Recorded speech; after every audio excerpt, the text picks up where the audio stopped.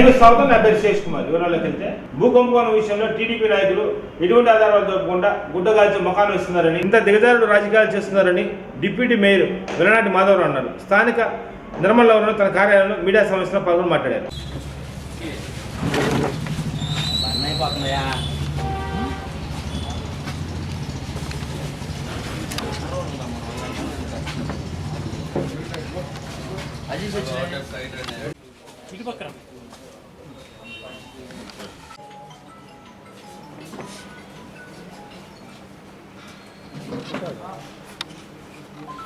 ముందుగా print media, electronic media వారందరికీ ముందుగా నా హృదయపూర్వక ధన్యవాదాలు.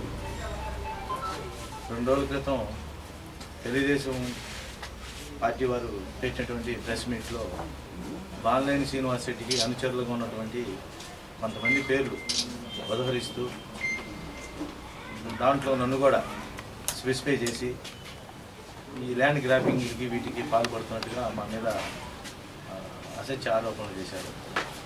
దాని గురించి మీకు ఈ విషయాలు చెప్పదామని ఉద్దేశంతో ఈ ప్రెస్ మీట్ పెట్టడానికి ముఖ్య కారణం. ఎందుకంటే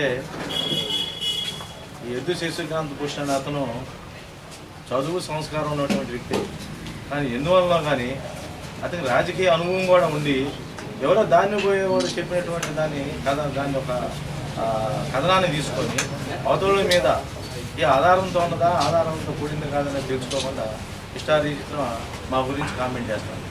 అదేవిధంగా స్థాయిని మించి బాలినేని శ్రీనివాస్ రెడ్డి గారి గురించి అసత్యంగా ఏది పడితే అది అవాకులు చవాకులు పెట్టడం అనేది కరెక్ట్ కాదు. నీ స్థాయి అంతా నువ్వెంత. ఇకపోతే ఈ స్థలానికి సంబంధించిన వ్యవహారంలో ఈ రాజీవ్ నగర్లో స్థలానికి సంబంధించి 2 బ్రాహ్మణులు చౌదరి గారికి సంబంధించినటువంటి సైటు వాళ్ళు ఎప్పుడో 1990లోనో ఎప్పుడో కొన్నారు. ఆ స్థలానికి సంబంధించిన దాన్ని వాళ్ళ పిల్లల మ్యారేజ్ల కోసం ఉంచుకొని ఈ రోజున వాళ్ళ మ్యారేజ్లు పెట్టుకొని ఆ స్థలాన్ని అమ్మటానికి పోతే ఆ స్థలాన్ని మేము కబ్జా చేసినట్టుగా అతను వ్యాఖ్యానించారు. అతనికి ఇటువంటి సబ్జెక్టుల మీద అవగాహన మాట్లాడుతున్నారో ఇది ఎట్లా పడితే అట్లా. వాస్తవంగా అక్కడ జరిగింది ఏంటి అది వాళ్ళ కాడ బాధితుల దగ్గర నుంచి వాళ్ళ కాడ డాక్యుమెంట్లు తీసుకొని మేమేమైనా నకిలీ డాక్యుమెంట్స్ సృష్టించామనేది ఎవిడెన్స్ పెట్టి అది ప్రెస్ మీట్ మీ ముందు పెడితే అది నలుగురిలో అతను పెద్ద హీరో అవుతాడు. అంతేగాని ఏమి లేకుండా అసలు ఆ స్థలానికి సంబంధించిన సబ్జెక్ట్ ఏంది అది గదరగుంట మన్నేపల్లి కోటేశ్వరరావు అతను సంబంధించినటువంటి సైటు. ఆ సైట్లో ఆ సర్వే నెంబర్లో అతను 3 స్థలాలు 3 సంవత్సరాల్లో కొనుక్కున్నాడు 3 ప్లేసుల్లో. దాన్ని తీసుకొచ్చేసేసి దానికి దీనికి సంబంధం లేనటువంటి వ్యక్తుల చేత మాట్లాడియటం, ఆస్తిలో జరిగినటువంటి కాన్సెప్ట్ ఏంది అనేది కూడా అతనికి అవగాహన లేకుండా నిన్న మా మీద డైరెక్ట్గా మాట్లాడాడు. వాస్తవానికి అతను మాట్లాడినటువంటి అతను ఎవరినైతే సపోర్ట్ చేసి మాట్లాడో ఆ వ్యక్తుల తరపు నుంచి అది దాదాపుగా 1 year బ్యాక్ అది కోర్టులో కేసులో ఉంది. కోర్టులో ఉన్నటువంటి కేసులు ఇరుపక్షాల వారు ఆ స్థలం కోసం ఈ స్థలం మాది అని చెప్పే దాంట్లో మాట్లాడుకుంటా వాళ్ళు కోర్టులో కూడా కేసులు కోర్టులో నన్ను ఎవరు బాధ్యత చేయలేదు. నేను పార్టీ కాదు. ఎవరైతే ఓనర్షిప్ అనే వాళ్ళు ఉన్నారో వాళ్ళిద్దరూ ఆ స్థలంలో దాని గురించి ఒక కోర్టుకు పోయారు. అవి కూడా తెలుసుకోకుండా నకిలీ ధృవపత్రాలు సృష్టించి ఈ రకంగా రాజీనగర్లో ఒక ఆఫీస్ ఏర్పాటు చేసి ల్యాండ్ గ్రాబింగ్. నువ్వు ఒక అమ్మ అబ్బకు పుట్టినోడు అయితే ఏదైనా ఒక అంగును ఎలాంటి మాధవరావు అని అతను అక్రమంగా అన్యాక్రాంతంగా ఎవరు ఆస్తి అయినా కానీ నేను ఇటువంటి ల్యాండ్ గ్రాబింగ్ భూ కబ్జా చేసేనని అటువంటి దాన్ని కానీ నువ్వు ఆధారాలతో కానీ నా గురించి మాట్లాడితే నువ్వు చెప్పే ఏ నిర్ణయానికి నేను కట్టుబడి ఉంటా. అదేవిధంగా నువ్వు నిన్న మాట్లాడిన దానికి నువ్వు కమిట్మెంట్ లేకపోతే నువ్వు కూడా అదేవిధంగా రాజకీయాలకి శాశ్వతంగా దూరం అవ్వాలి. ఏం మాట్లాడుతున్నావు అర్థం కాని విషయాలు. కోర్టులో ఉన్న మ్యాటర్ కూడా మీరే మాట్లాడుకుంటున్నారు. ఏది ఇప్పుడు బాలినేని శ్రీనివాస్ రెడ్డి గారి గురించి కామెంట్స్ చేస్తున్నారు. బాలినేని శ్రీనివాస్ రెడ్డి గారి స్థాయి ఏంది, నీ స్థాయి ఏంది? నిన్న పెట్టిన ప్రెస్ మీట్లో పి కోటేశ్వరరావు అతను మీకు సంబంధించినటువంటి వాటి గురించి నిన్న ప్రెస్ మీట్లో చెప్పాడు. 3 దొంగ బ్లేక్ డాక్యుమెంట్లు తీసుకొచ్చి అతని కాడ 3 పట్టాలు తీసుకొచ్చి 25 లక్షలు అదేవిధంగా వేరే బ్యాంకులో పెట్టినటువంటి దాన్ని బయటికి తీసి మీకు ఇస్తాను మంచి రేటు ఉన్నదని చెప్పి దాంట్లో కొంత అమౌంట్కి మాట్లాడుకొని 51 లక్షలు నిన్నటి రోజున మీ ప్రెస్లోనే డైరెక్ట్గా పార్టీనే వచ్చి మీ మీద ఆధారాలతో కూడినటువంటి విషయం చెప్పాడు. మీరు చేసేదేమన్నా ఈ రుచి వ్యవహారాలను అవతరాల మీద ఉన్న వాటి గురించి కామెంట్ చేయటం. మీరు ఏదైనా ఆధారాలతో కూడిన వ్యవహారం ఉంటే క్రమంగా ప్రతిరోజు బాలినేని శ్రీనివాస్ రెడ్డి గారు కానివ్వండి, అదేవిధంగా ఎస్పీ గారు కానీ, కలెక్టర్ గారు కానివ్వండి, జాయింట్ కలెక్టర్ కానివ్వండి, డిఎస్పీ గారు ప్రతిరోజు ఎవరైనా బాధితులు కానుంటే మా దగ్గరికి వస్తే మీకు న్యాయం చేస్తాం స్టేట్మెంట్ ఇస్తున్నారు. మేమేదో చేశానన్నావు, నువ్వు అసలు ఎందుకు ప్రెస్ మీట్ పెట్టడం? క్రమంగా బాధితులను తీసుకొని ఎస్పీ గారినో కలెక్టర్ గారిని కలిస్తే మాకు జరగాల్సింది మేము తప్పు చేస్తే మాకు జరగాల్సిన శాస్తి జరిగింది. అంతేగాని అసలు నువ్వెవరు నేనెవరిని స్టేట్మెంట్ చెప్పడానికి? ఆ బాధితులని క్రమంగా రోజు ప్రెస్లో రాస్తానే ఉన్నారు. ఎవరైనా ఇటువంటి వాటిలో ఇన్వాల్వ్మెంట్ అయి ఉంటే మీరు మాకు డైరెక్ట్గా వచ్చి మాకు కంప్లైంట్ ఇవ్వమని. అది కాకుండా ఏదో మీ ఇష్ట ప్రకారంగా ఏదో పార్టీల పరంగా మాట్లాడుకునే సబ్జెక్టులు కాదు, ఆస్తుల పరంగా సంబంధించిన వ్యవహారాలు. నువ్వు ఏది పడితే అది నేను మంచి స్పీకర్ అయితే ఆధారాలతో కూడినటువంటి మాట్లాడి నువ్వు ప్రజలకు న్యాయం చేయి. నువ్వు కేసు తెలియదు, ఇది కోర్టులో సంవత్సరం క్రితం ఉన్న కేసు అని నీకు తెలియదు. నిన్నగా నేనేదో నకిలీ ధృవపత్రాలు సృష్టించి నేనేదో దాన్ని కబ్జా చేసినట్టుగా మాట్లాడుతున్నావు. నువ్వు కానీ అఖిలపక్షం కానీ మీ మీడియా సోదరులకు కూడా చెప్తున్నాం, మీరందరూ కలిసి ఆడికి వచ్చినా మీ సమక్షంలోనే దాన్ని ఏం జరిగిందని నిర్ధారణ చేద్దాం.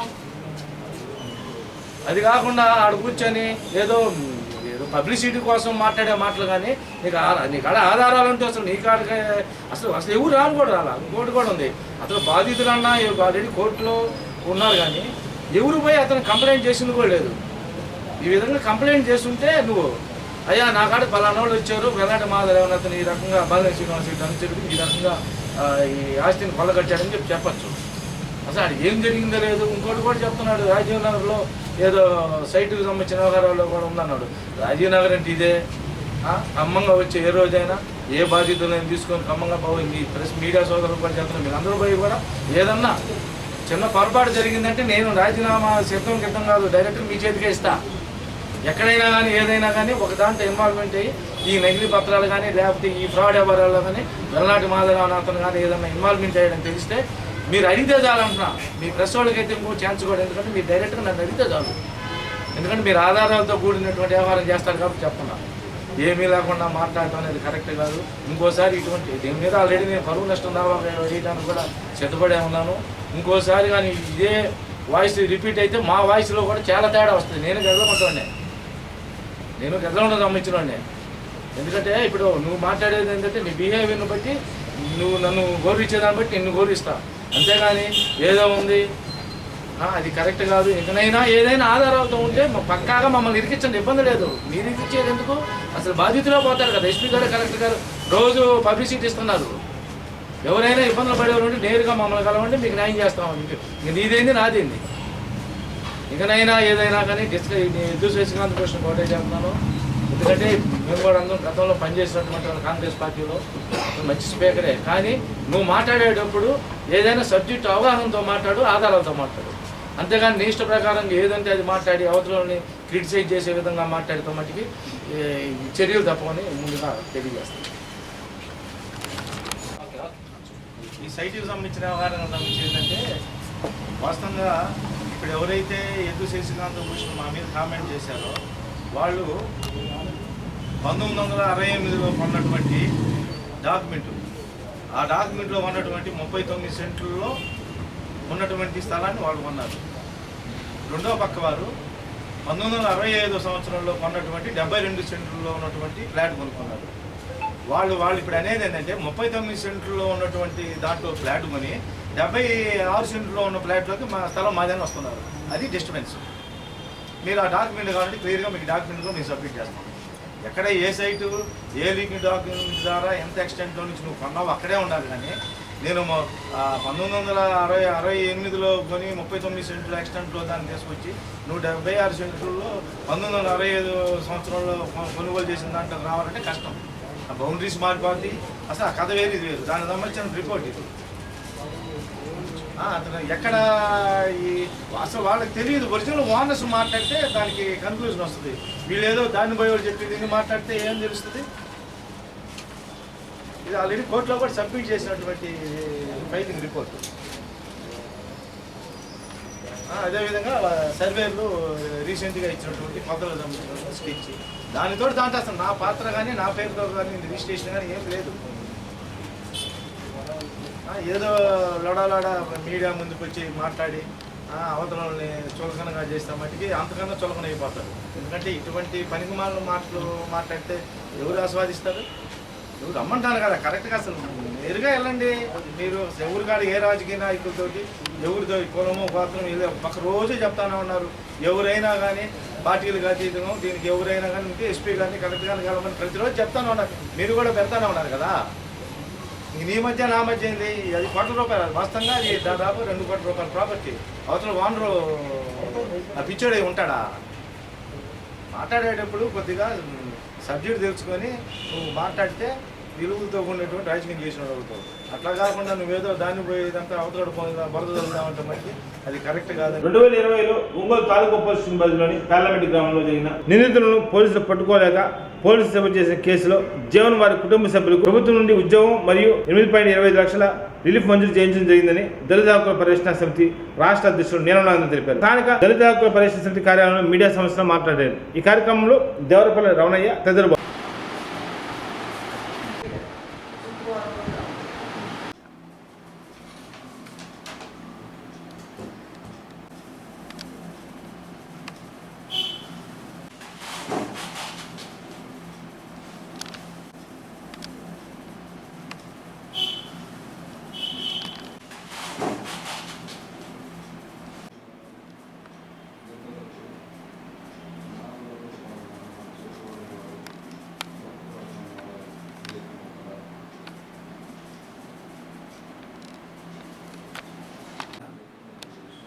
మూడు సంవత్సరాల క్రితం మన పారామెట్లో ఒంగోలు పక్కన ఉన్న పారామెట్లో ఒక సెన్సేషనల్ మర్డర్ జరిగింది. చింతకుంట్ల జీవన్ అనే ఒక దళితుడిని అక్కడున్న రెడ్డి కులస్తులు హత్య చేశారు. అది ముందు అనుమానాస్పద మృతి 174 కింద కేసు కట్టారు. క్రైమ్ నెంబర్ 33/6/2020 సంవత్సరం. తర్వాత వాళ్ళు మాకు గిద్దలూరు నుంచి, ఆ అమ్మాయి గిద్దలూరు మండలం పొంగలవీడి గ్రామం, వాళ్ళ బంధువులు వాళ్ళు మాకు ఫోన్ చేస్తే మేము హాస్పిటల్ కాడికి వెళ్ళి గవర్నమెంట్ హాస్పిటల్ శవం కనపడలేదు. అయిన తర్వాత శవం గ్రోత్ సెంటర్లో ఉంది పారామెట్ దగ్గర అని చెప్పి లొకేషన్ చూపిస్తుంది. కాబట్టి అప్పుడు తాలూకా సిఐ లక్ష్మణ్ ఉద్దేశపూర్వకంగా శవాన్ని దేవులాడలేదు.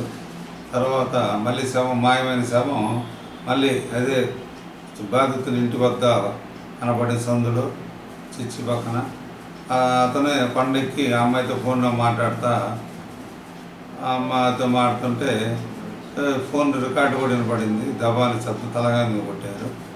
చచ్చిపోయిన తర్వాత శవాన్ని కారులో తీసుకెళ్ళి క్రూజ్ సెంటర్లో వేశారు. మళ్ళీ పోలీస్ సిగ్నల్ సిడిఆర్ కనిపిస్తున్నా కానీ మళ్ళీ శవాన్ని కూర్చొని చేశారు. అప్పుడు ఈ వైఎస్ఆర్ పార్టీ నాయకుల ఆదేశాలతో కేసును మాఫీ చేశారు. అసలు మర్డరే కాదని డాక్టర్లను కూడా పోస్ట్ మార్టం చేసిన డాక్టర్లు కూడా అప్పుడున్న డిఎస్పీ ప్రసాదరావు, తాలూకా సిఐ లక్ష్మణ్ వీళ్ళందరూ కూడా ఆయన్ని కన్విన్స్ చేయడానికి ప్రొడో పెట్టడానికి కూడా డాక్టర్లను కూడా మీరు ఎట్టాగిస్తారు మర్డర్ కేసు అని, అది వేరే విధంగా జరిగింది. అప్పుడు అతను ముఖం ఇది ఉంది, యాసిడ్ పోసినట్టు అంటే ఉంది. అదేంటే యాసిడ్ పాలకేంద్రం జరిగి యాసిడ్ పోసారు. మల్టిపుల్ ఇంజరీస్ ఉన్నాయి, హెడ్ ఇంజరీ, గాయాల వల్ల అతను తర్వాత పెన్నిస్ కూడా బయటకు వచ్చింది. మొత్తాన్ని కూడా జీవన్ హత్య కేసుని మాఫీ చేయడానికి పోలీస్ యంత్రాంగం తీవ్రమైన కృషి చేసింది. అప్పుడు ట్రైనింగ్ ఎస్పీ జగదీష్ అని కర్ణాటక ఆయన తాలూకా పోలీస్ స్టేషన్లో వేసారు. ఈ కేసు అప్పచెప్పారు. ఆయన కూడా నీకు పోస్టింగ్ దొరకదా అని చెప్పి బెదిరించడం జరిగింది.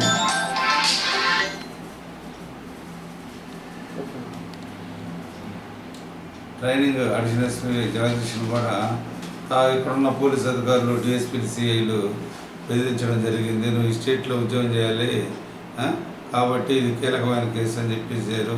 ముద్దాయిలను తీసుకొచ్చారు. అసలు ముద్దాయిలను తెచ్చి విచారించి గౌరవంగా పంపించారు. ఈ చనిపోయిన వాళ్ళ బంధువులను ఎస్సీని మాలామాల దగ్గరకు వచ్చి చిత్రహింసలు పెట్టి ఒప్పుకోమని రకరకాల కారణాలు చూపెట్టి వేధించారు, హింసించారు. దీని మీద మేము 3 సంవత్సరాల నుంచి ఆందోళన పరంగా చేస్తున్నాము.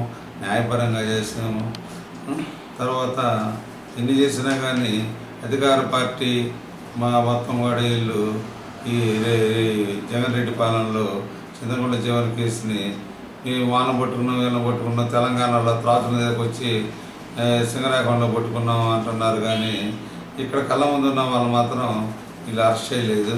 కేవలం కుల కారణంగానే దీని మీద మేము ఈ కేసుని అన్డిటెక్టెడ్గా, అంటే హత్య జరిగింది కానీ జీవన్ది చంపింది ఎవరు తెలియదు అని చెప్పి ఈ కేసుని ప్రకాశం జిల్లా పోలీసు వారు కేసును క్లోజ్ చేయడం జరిగింది.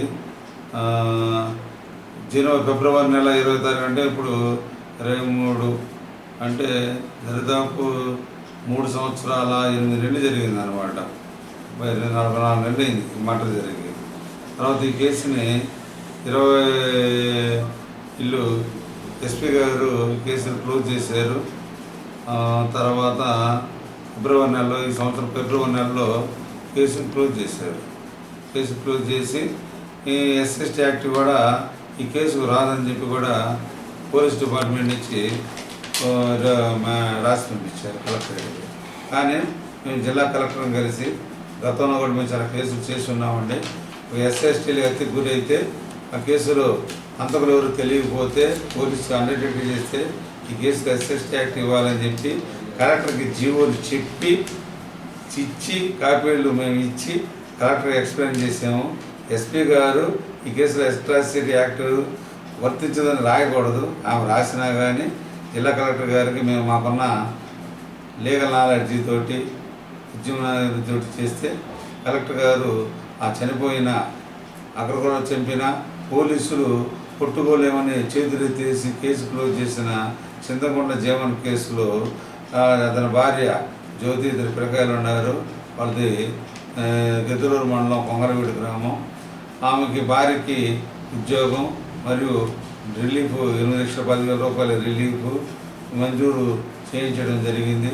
3 సంవత్సరాల 8 నెలల తర్వాత మట జరిగిన తర్వాత కేసును పోలీసు క్లోజ్ చేసిన తర్వాత కూడా మేము ఈ కేసులో చింతకుంట జీవన్ మర్డర్ కేసులో వాళ్ళకి రిలీఫ్ జిల్లా కలెక్టర్ చేతి మీదుగా ఈ ఆర్డర్ కాపీని నేను రిప్రజెంటేషన్ చేసాను. ఈ రిప్రజెంటేషన్ కాపీని పంపించడం జరిగింది కలెక్టరేట్ వాళ్ళు. త్వరలోనే సోమవారం రోజు జిల్లా కలెక్టర్ చేతుల మీదుగా భార్య జ్యోతికి ఈ ఉత్తర్వులు ఇప్పించడం జరుగుతుంది. బ్రహ్మర్షి మంత్రి ప్రాణ నరసింహారావు స్మృతితో శరణవరాత్రుల ఉత్సవాల సందర్భంగా గత 3 రోజులుగా గీతామందిరంలో నిర్వహిస్తున్న దేవి శరణవరాత్రులు వైభవ్ ఉపన్యాస యజ్ఞం ఘనంగా ముగిసింది. ఈ సందర్భంగా ప్రముఖ ఆధ్యాత్మిక ఉపన్యాసకులు పొన్నూరు వెంకట శ్రీనివాసరావు 3వ రోజు స్కందమాత, మహాగౌరి, కాలరాత్రి, సిద్ధిరాత్రి, శ్రీ రాజరాజేశ్వరి అమ్మవారి అవతారాలను విశేషాలపై ఉపన్యసించారు.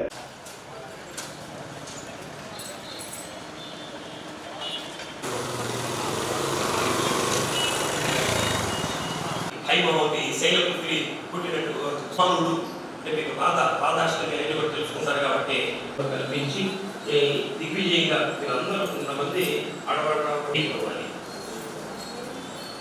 ఇదో చక్కగా మనం ప్రార్థించుకొని మనం ముగిస్తున్నాం.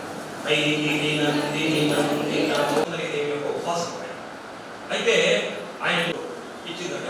ఆయన మంచి తాగాడు. మంచి తాగిన తర్వాత వాడెవరో పాప వచ్చి ఇచ్చిపోయింది. వాడి ఇంట్లో ఎప్పుడు కూడా గజ్జల వల్ల ఈ పాదాత్రి తెలిసిన అంశం అయితే మనసులో మాట్లాడతారు. సరే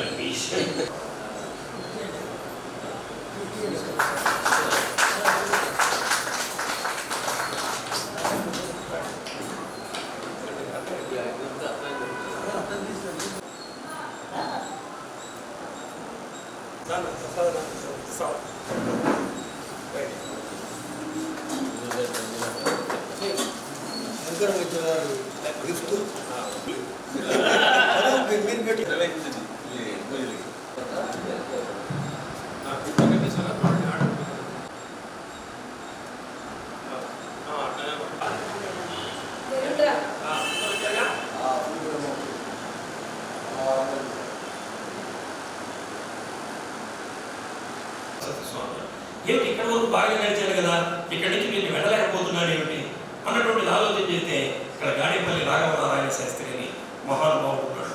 ఆయన బాలా త్రిపుర సుందరి ఉపాసకుడు. ఆమెతోటి సంభాషించగలిగినటువంటి వాడు. అని తెలుసుకొని ఆ ఇంటికి ఆయన వెళ్ళాడు. చూడండి ఎంత మహాత్ముడైన నడిచే దైవం, నడిచేటటువంటి దేవుడు ఆ ఇంటికి వెళ్తే ఈరోజు ఆ ఇంట్లో కూడా ఆ నారాయణ శాస్త్రి గారి ఇంట్లో కూడా చంద్రశేఖరేంద్ర సరస్వతి స్వామి వారు మోకాళ్ళ మీద కూర్చొని పంచాగ్నులలో వాడు తపస్సు చేయడం ప్రారంభం. పంచాగ్నులు అంటే అగ్నిలో కూర్చొని తపస్సు చేస్తున్నాడు. వాడు ఎంత గొప్పవాడు. అగ్నిలో కూర్చొని అసలు మనిషి ఉంటాడు, అగ్నిలో కూర్చొని తపస్సు చేస్తున్నాడట. వీడు కాముడు అనేటటువంటి వాడు నీళ్ళ అడుగుకు వెళ్ళి తపస్సు చేస్తున్నాడు. వీళ్ళిద్దరు తపస్సు ఫలించి వీళ్ళిద్దరే దుర్మార్గులు. మళ్ళీ వీళ్ళ పుట్టేటటువంటి సంతానం కూడా వాళ్ళని వీళ్ళందరినీ సంపాదించాలని దేవతల వల్ల అయ్యేది కాదు. ఈ విషయాన్ని తెలుసుకున్నటువంటి దేవేంద్రుడు ఈ నీళ్ళతో మొసలిలాగా వెళ్ళి ఇతన్ని సంహరించాడు. కరముడు అనేటటువంటి వాడిని సంహరించాడు. ఇది తమ్ముడు అయినటువంటి సంహరించాడు. ఈ విషయం వీడికి అన్నయ్యకి తెలిసింది, రమ్ముడికి తెలిసింది. తెలిసి ఎలా అయినా సరే ఇంకా మనకి శక్తి చాలలేదు, మనకి శక్తి చాలకపోతేనే కదా దేవేంద్రుడు సంహరించింది. కాబట్టి మనం పరమేశ్వరుడి గురించి తపస్సు చేద్దామని చెప్పి పరమేశ్వరుడి గురించి తపస్సు చేశాడు రాముడు. తపస్సు చేస్తే పరమేశ్వరుడు ప్రత్యక్షమయ్యాడు. ప్రత్యక్షం కాదు చాలా రోజులకి. కాకపోతే వీడు ఏం చేశాడు, పరమేశ్వరుడు నేను ఇన్ని రోజులు తపస్సు చేసినా నాకు ప్రత్యక్షం కాలేదనే ఉద్దేశంతో వాడి ఖడ్గాలు తీసుకొని శిరస్సును ఖండించుకున్నాడు. ఖండించుకోవడంతో వెంటనే పరమేశ్వరుడు ప్రత్యక్షమన్నాడు. ఇదేమిటి నీ భక్తి పడుగాదు, ప్రాణం అయిపోయింది. మొట్టమొదటి అవతారంలోనే ఆమె త్రిశూలం పట్టుకుందని చెప్పాం. ఆ త్రిశూలంతో ఆమె వాడి శిరస్సుని సంహరించినప్పుడు వాడు అమ్మవారిని పెట్టుకున్నాడమ్మా, నేను మహాపరాక్రమశాలిని, నన్ను సంహరించడానికి, చూడండి వాడు చెప్పినటువంటి మాట, నన్ను సంహరించడానికి పార్వతీ మాత లాంటిది, జగజ్జనని లాంటిది వచ్చిందంటే నేను ఎంత గొప్పవాడిని అర్థమైంది. నేను కూడా నీ అంతటి గొప్పవాడిని, నువ్వు నన్ను సంహరించడానికి జగజ్జనని రావాల్సినటువంటి అవసరం ఉంది అని అన్నాడు. ఎందుకన్నాడు, ఇలాంటి దుష్టులందరూ కూడా అమ్మవారి పాదాల దగ్గర శరణు కోడాలి అన్నటువంటి తత్వం ప్రజలకు కూడా తెలియాలి. నిన్ను సందర్శించడానికి వచ్చేటటువంటి వాళ్ళు, నిన్ను దర్శించుకోవడానికి వచ్చే వాళ్ళు అందరూ కూడా దుష్టుల్ని ఎవరైనా సరే అమ్మవారు త్రిశూలంతో ఖండిస్తుంది అన్నటువంటిది ఈ ప్రపంచంలో అందరికీ తెలియాలి. కాబట్టి నన్ను నా శిరస్సుని నీ పాదాల దగ్గర పెట్టుకో అని చెప్పినటువంటి ఆ జగజ్జనని మహిషాసురమర్దిని, మహిషాసురుని మర్దించింది కాబట్టి ఆమె పేరు మహిషాసురమర్దిని అన్నటువంటి నామం వచ్చింది. ఒకసారి ఆ జగజ్జనని మనందరూ కరతాళ ధ్వనుల ద్వారా అమ్మవారిని ఆస్వాదించారు. అట్లా మనకి ఈ దేవి శరన్నవరాత్రులు అంటే అసలు ఈ శరన్నవరాత్రులు ఏం చేయాలి అంటే ఆ ఫలహారాలు తయారు చేసుకొని తింటమేనా, అమ్మవారిని ఆరాధన చేయటమేనా అంటే ప్రతిరోజు లలితా సహస్రనామ పారాయణ చేయాలి. ఓపికన్నట్టు లలితా సహస్రనామ పారాయణ చేయడం లేదా గీతా పారాయణ చేయడం మీకు అదృష్టం. ఎందుకంటే మీరు లలితా పారాయణ చేసినా చేయకపోయినా గీతా పారాయణ రోజు చేస్తారు. కాబట్టి ఈ నవరాత్రుల్లో గీతా పారాయణ చేయడం అనేది శ్రేష్టమైనటువంటిది పెద్దలు చెబుతున్నారు. అలానే దేవి భాగవత పారాయణ చేయడం ఇప్పుడు 3 రోజులు మనం చెప్పుకున్నాం కాబట్టి ఆ పారాయణ కూడా ఇక్కడ జరిగిపోయినట్లే లెక్క. అలానే కుమారి పూజ అన్నటువంటిది చేయమన్నారు. 9 సంవత్సరాల లోపు ఉన్నటువంటి పిల్లల్ని మనం ఈ 9 రోజుల్లో ఒక్కొక్క రోజు ఒక్కొక్క బాలికను తీసుకొచ్చి మన ఇంట్లో కూర్చోబెట్టి అమ్మవారిలాగా భావన చేసి అమ్మవారికి ఏదైతే మనం పూజని నిర్వహిస్తామో ఆ విధంగా అమ్మాయిని కూడా సిద్ధం చేసి అమ్మవారికి సమర్పించేటటువంటిది కూడా అమ్మవారికి సమర్పించుకొని కుమారి పూజ అన్నటువంటి ప్రశస్తమైనటువంటిది. రోజు ఒక్కొక్క రోజు ఒక అమ్మాయిని తీసుకొచ్చి మనం చేయలేకపోతే 9 మందిని ఒకేసారి తీసుకొచ్చి ఆ ముగ్గురు కూడా తెచ్చుకున్నాం అనుకోండి, సాక్షాత్తు ఆదిపరాశక్తినే మనం ఆరాధించినట్లుగా మనకు తెలుస్తుంది. ముఖ్యంగా ఈ రోజుల్లో ఆయుధ పూజ అన్నటువంటిది ఒకటి చేస్తారు. ఆయుధ పూజ అంటే ప్రతి ఒక్కళ్ళు కూడా, ఇప్పుడు రైతులు ఉన్నారనుకోండి, వాళ్ళకి ఆయుధం ఏముంటుంది, పలుపు, పార, దానికి సంబంధించినటువంటి కొడవలి, నాగలి ఇవన్నీ ఉంటాయి. వాటికి వాళ్ళందరూ కూడా పూజ చేసుకోవాలి. అలానే విద్యార్థులు ఉంటారు, వాడికి ఆయుధ పుస్తకం ఉపయోగిస్తారు. వాడు ఇప్పుడు నాలాగా మాట్లాడేవాడికి ఏమిటంటే కంఠం, నా కంఠాన్ని నేనే పూజ చేసుకోవాలి. అంటే ఒక్కొక్కటి ఒక్కొక్క రకమైనటువంటి ఆయుధం అనుకోండి. ఇప్పుడు ఆయన ఫోటోలు తీస్తున్నాడు, ఆయన ఆయుధం కెమెరా, కాబట్టి దాన్ని పూజ చేయడం అంటే మనకి భక్తిని ఏదైతే ఇస్తుందో ఆ భక్తిని ఇచ్చేటటువంటి దాన్ని మనం పూజ చేయాలి. ముఖ్యంగా ఈ సంప్రదాయం ఎక్కువగా పోలీసు డిపార్ట్మెంట్లో ఎక్కువగా చేస్తుంటారు. ఆయుధ పూజ అని రేపు 9వ రోజు 10వ రోజు పోలీస్ డిపార్ట్మెంట్లో కూడా ఇది చేస్తారు. అంటే సమస్త వృత్తుల వారు వాళ్ళు చేసేటటువంటి వృత్తికి సంబంధించినటువంటి ప్రతి వస్తువును కూడా ఆయుధ పూజ రూపంలో చేయాలి. ఇక బొమ్మల కొలువు అని పెడతారు. ఈ బొమ్మల కొలువు అనేది ఏంటంటే మొన్న మనం చెప్పుకుందామని అనుకున్నాం. ఈ బొమ్మల కొలువు ఏంటంటే అమ్మవారు మహిషాసురుడిని సంహరించడానికి వచ్చింది. వస్తే వాటితో యుద్ధం చేస్తుంది కాబట్టి ఆమె కూడా చేయలేకపోతుంది. వాడు ఆమె కంటే పరాక్రమం ఏమైనా ఏం చేయాలో అర్థం కాదు. అప్పుడు దేవతలందరూ వచ్చారు. దేవతలందరూ వచ్చి మా శక్తులన్నీ కూడా నీకు ఇస్తాం. బ్రహ్మదేవుడు వచ్చాడు, ఈశ్వరుడు వచ్చాడు, ఆయన దగ్గర ఉన్నటువంటి త్రిశూలంలో ఉన్నటువంటి శక్తిని ఇచ్చాడు. విష్ణుమూర్తి వచ్చాడు, సుదర్శన చక్రం ఉన్నటువంటి శక్తిని ఇచ్చాడు. బ్రహ్మదేవుడు వచ్చాడు, ఆయనకి బ్రహ్మాస్త్రం ఉన్నటువంటి శక్తిని ఇచ్చాడు. అలానే దేవతలందరూ కూడా వాళ్ళ శక్తులన్నింటినీ అమ్మవారికి ఇచ్చారు. ఎప్పుడైతే అమ్మవారికి ఆమెలో ఉన్నటువంటి శక్తులు ఇచ్చారో వీళ్ళందరూ కూడా బొమ్మలాగా మారిపోయారు. అంటే వీళ్ళలో ఇంకా ఆ చలనం లేదు, ఆ శక్తులు అయిపోయి వీళ్ళు బొమ్మలు అయిపోయారు. అంటే ప్రాణం పోయింది. ప్రాణం పోయిన తర్వాత ఏ విధంగా అయితే శరీరం ఉంటుందో అలా బొమ్మలాగా నిలబడిపోయారట. ఈ అన్ని శక్తులతోటి అమ్మవారు ఆ మహిషాసురుడిని మర్దించింది. కాబట్టి వీళ్ళందరూ కూడా బొమ్మలాగా నిలబడిపోయారు. కాబట్టి ఈ దసరా నవరాత్రుల్లో బొమ్మల కొలువు అన్నటువంటి చేయటం ఆచారం. జిల్లాలో అవుట్సోర్సింగ్ ఉద్యోగాలు ఇప్పిస్తారని చెప్పి నిరుద్యోగులు నమ్మించి 4 కోట్ల మేర గణనా మోసం చేశారని బాధితులు కుంచాల వెంకటేశ్వర తెలిపారు. స్థానిక ఎంసీ భవన్లో మీడియా సమావేశంలో మాట్లాడారు. ఈ సందర్భంగా మాట్లాడుతూ నిరుద్యోగులు నమ్మించి ఫేక్ అపాయింట్మెంట్ ఆర్డర్ కాపీలు జనాలకు చూపించి ఒక్కో దగ్గర నుంచి 2 నుండి 4 లక్షల వరకు డబ్బులు వసూలు చేశారని తెలిపారు. నేను సంతానగర్లో ఉంటున్నాను. 2021 సంవత్సరంలో ముత్తల నాగరాజు, నీలంపాలెం, ఒంగోలు, అలాగే వాళ్ళ అన్నైనటువంటి ముత్తల శ్రీనివాసరావు మరి కొంతమంది కలిసి నార్త్ మ్యాన్ పవర్ అని ఒక సంస్థ మంగళూరు రోడ్లో అచ్చారాన్న ఆశ్రమం దగ్గర పెట్టి అవుట్సోర్సింగ్ జాబ్స్ ఉన్నాయని చెప్పగా నేను కొంతమంది వ్యక్తుల ద్వారా తెలిసిన వాళ్ళ దగ్గర డబ్బులు కట్టించడం జరిగింది. తర్వాత ఫేక్ నోటిఫికేషన్ తెలిసి నిలదీయగా వాళ్ళు నన్ను భయపెడుతూ ఇబ్బందులు పెడుతూ ఉండగా నేను ఎస్పీ గారిని సంప్రదించడం 2022 సంవత్సరంలో ఎస్పీ గారు తాలూకా పోలీస్ స్టేషన్ 513/2 ద్వారా కేసు నమోదు చేశారు. కానీ ఇన్వెస్టిగేషన్ అనేది ప్రాపర్గా జరగట్లేదు. అలాగే ఫేక్ ఆర్డర్లు ఇచ్చి తర్వాత ఆ కేసులోని ఒక వ్యక్తి శరత్ వరఫ్ ఆనంద్ అనే వ్యక్తి నాకు మెసేజ్ చేశాడు. ఈ నాగరాజు వాళ్ళ అన్న శ్రీనివాసరావు బృందం పెద్ద డెకాయిట్లు నిన్ను మర్డర్ చేయడానికి ప్లాన్ చేస్తారని మెసేజ్ పెట్టారు. ఆ ఎవిడెన్స్ కూడా నా వద్ద ఉన్నాయి. వాళ్ళు ఇచ్చిన ఫేక్ డాక్యుమెంట్లు అవి ఉన్నాయి. అలాగే ఇప్పుడు ఆఫీస్ మార్చి మన నెల్లూరు బస్ స్టాండ్లోని పాత కరెంట్ ఆఫీస్ పక్కన the Kisan agriculture society and women welfare society పేరుతో ఇదే విధంగా నిరుద్యోగులు మోసం చేస్తూ ఉన్నారు. అలాగే నాలాగా చాలామంది నిరుద్యోగులు మోసపోయి ఉన్నారు. ఇంకా ముందు జరగకుండా ఉండడం కోసం నేను ఈరోజు ఈ మీడియా ముందు రావడం జరిగింది. ఈ కేసుని పూర్తిగా ఎస్పీ గారు స్పెషల్ ఫోకస్ పెట్టి ఇట్లాంటి బాధితులు దాదాపు వారి వల్ల నష్టపోయిన వారు సుమారు 5 కోట్ల పై చిలుకులో ఉంది.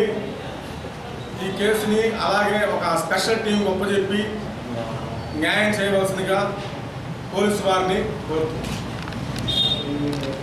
సార్ 100 మంది సార్.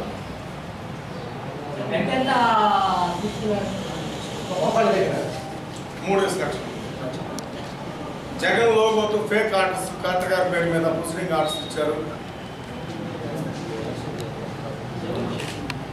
వాళ్ళే నాగరాజు అంటే మంత్రి చేస్తున్నా అనేసి అని అనుమానం వాళ్ళు పెట్టిన టెక్స్ట్ మెసేజ్ ద్వారా తెలిసింది ఏంటంటే నాకు యాక్సిడెంట్ చేయించింది కూడా వాళ్ళే అని. ఆ యాక్సిడెంట్ వల్ల కాలు తొలగించడం కూడా జరిగింది. వాళ్ళు నాకు చెక్కులు నోట్లు కూడా ఇచ్చి ఉన్నారు.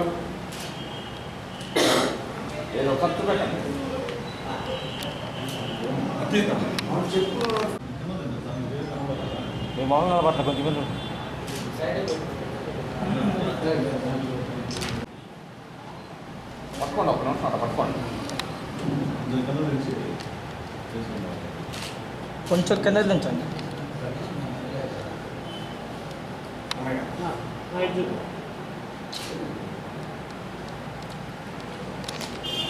ఇచ్చారు. ఆయన తర్వాత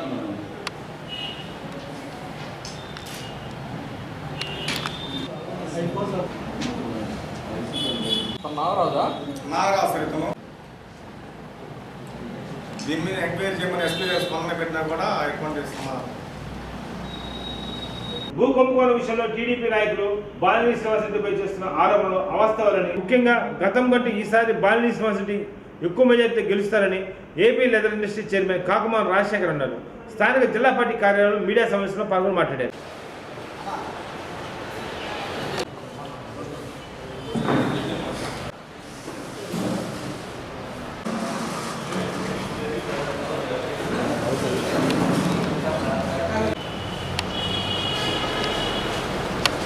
కొద్ది రోజుల నుండి కూడా ఒంగోలు పట్టణంలో కొందరు భూ కబ్జాలకు పాల్పడుతున్నట్టుగా నకిలీ స్టాంపులు తయారు చేయడం, స్టాంపులు తయారు చేయడం, ఇవన్నీ కూడా తయారు చేసి కొందరు భూములు ఆక్రమించుకుంటున్నట్టుగా అనేకమైనటువంటి ఆరోపణలు రావడం జరిగింది. ఆ వాస్తవాలను బయటికి తీసుకురావాలని, లేదా వాస్తవంగా ఎవరైతే భూ కబ్జాలకు, భూ ఆక్రమణలకు పాల్పడ్డారో వాళ్ళ మీద చర్యలు తీసుకోవాలని గౌరవ స్థానిక శాసనసభ్యులు, మాజీ మంత్రివర్యులు శ్రీ బాలినేని శ్రీనివాసరెడ్డి గారు కలెక్టర్ గారిని, ఎస్పీ గారిని స్వయంగా మాట్లాడి వాటి మీద ఎంక్వైరీ వేసి అందుకు బాధ్యులైనటువంటి వాళ్ళు తెలుగుదేశం పార్టీ వాళ్ళైనా సరే, వైఎస్ఆర్ కాంగ్రెస్ పార్టీ వాళ్ళైనా సరే, లేదా మరొక పార్టీ జనసేన పార్టీ అయినా అవ్వచ్చు, మరొక పార్టీ అయినా అవ్వచ్చు,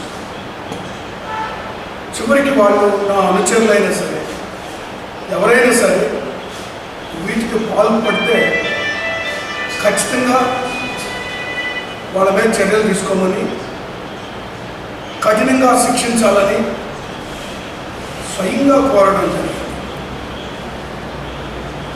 చివరికి ప్రతిపక్షాలు ఎంత నీచానికి దిగజారంటే ఇంత స్పష్టంగా క్రిస్టల్ క్లియర్గా ఎస్పీకి, కలెక్టర్ గారికి కంప్లైంట్ చేసినటువంటి బాలినేని శ్రీనివాసరెడ్డి గారి మీద ఆరోపణ చేయడం అనేటువంటి దురదృష్టకరమైన విషయం. నేను ఎందుకు పర్టికులర్గా చెప్తున్నానంటే, ఒకవేళ ఆయనకి సంబంధాలుంటే ఎంక్వైరీ ఎందుకు చేయిస్తారు, ఎందుకు బాధ్యులైనటువంటి వాళ్ళని శిక్షించమని, కఠినంగా శిక్షించమని ఎందుకు అడుగుతారు అనేటువంటి common sense, minimum common sense లేకుండా ఈరోజు ప్రతిపక్ష పార్టీలు, మరి ముఖ్యంగా తెలుగుదేశం పార్టీ నాయకుడు రామచంద్ర జనార్దన్ యొక్క కార్యకర్తలతో, నాయకులతో, అనుచరులతో ప్రెస్ మీట్స్ పెట్టించి బాలినేని గారి మీద వ్యక్తిగత దూషణకి పాల్పడడం అనేటువంటిది తీవ్రంగా ఖండిస్తాం. ఎందుకంటే ఇప్పటి వరకు కూడా ఆయన రాజకీయ జీవితంలో ఏనాడు కూడా ఇలాంటి ఆరోపణలు కానీ, ఇలాంటి మాటలు కానీ మేము ఎప్పుడు వినలేదు. మేము ఆయనతో పాటే రాజకీయాల్లో 35 ఏళ్ల పై నుంచి కూడా కలిసి ఉన్నాం. ఆయన సొంత డబ్బులతో అనేక మందికి సహాయం చేసినటువంటి పరిస్థితి. ఈరోజు ఇదే ఒంగోలు పట్టణంలో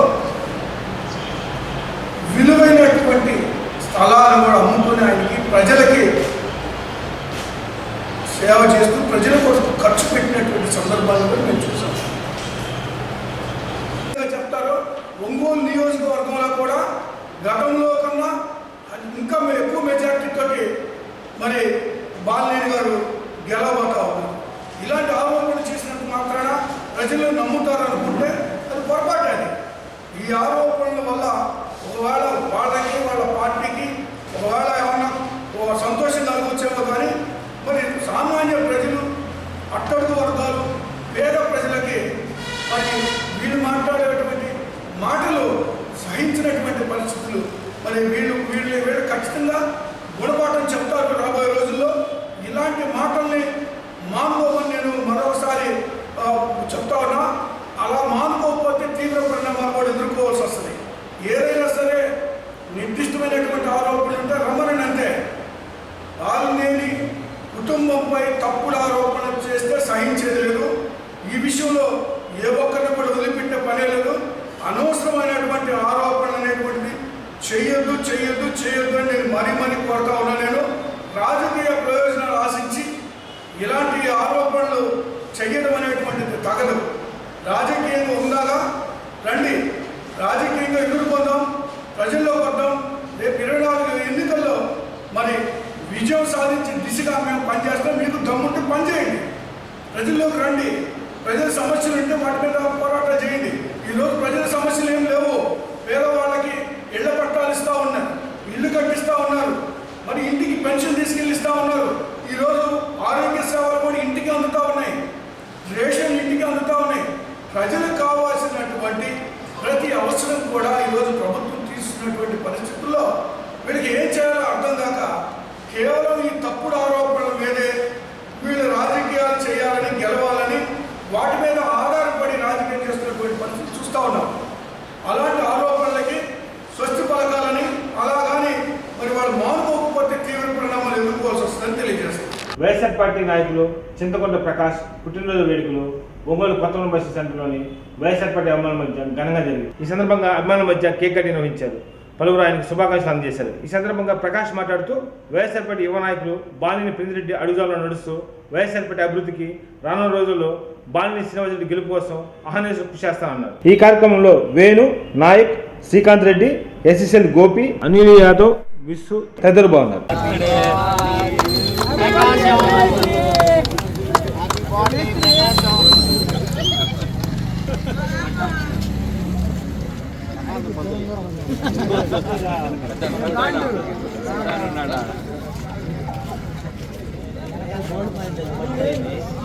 వాడు పట్టుకోడంట, వాడికి చూసుకోవద్దు.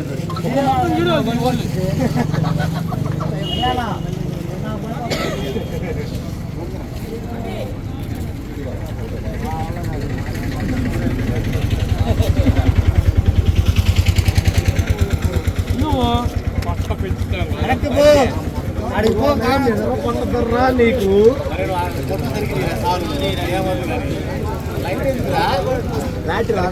లైట్ పట్టలేదు.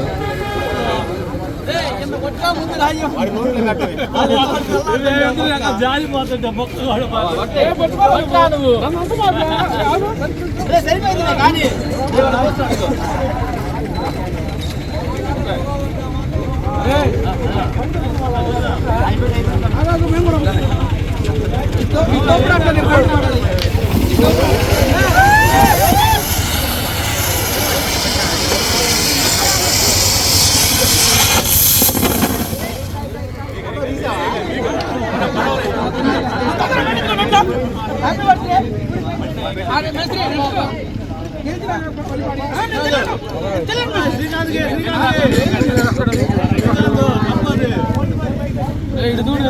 నా చేస్తా అన్న.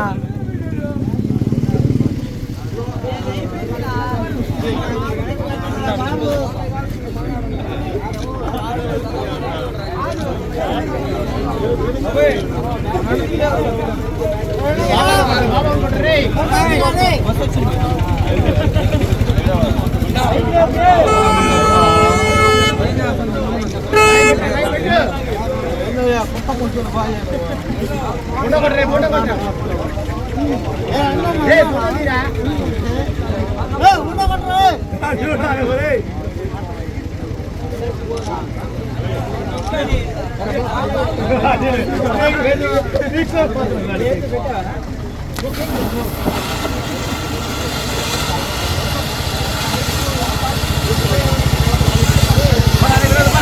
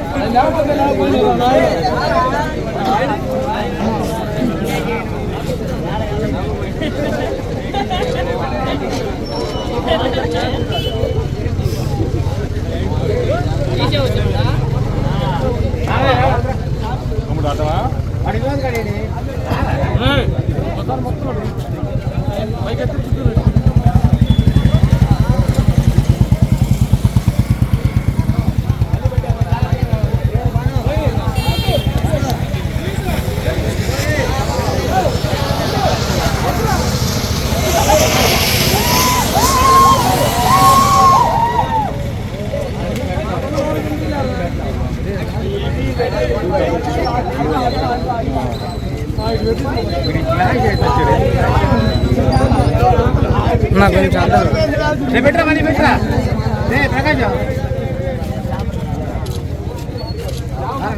బాబు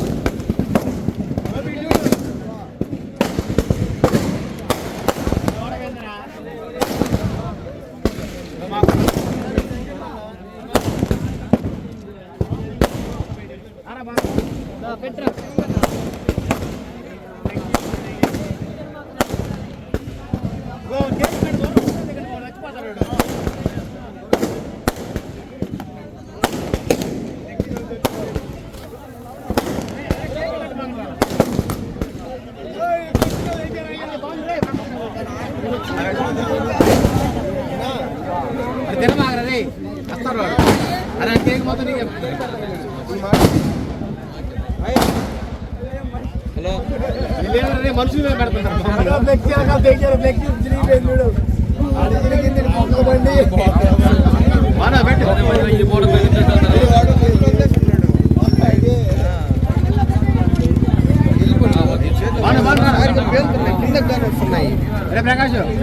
ఈ వార్తల సమాప్తం. నమస్కారం.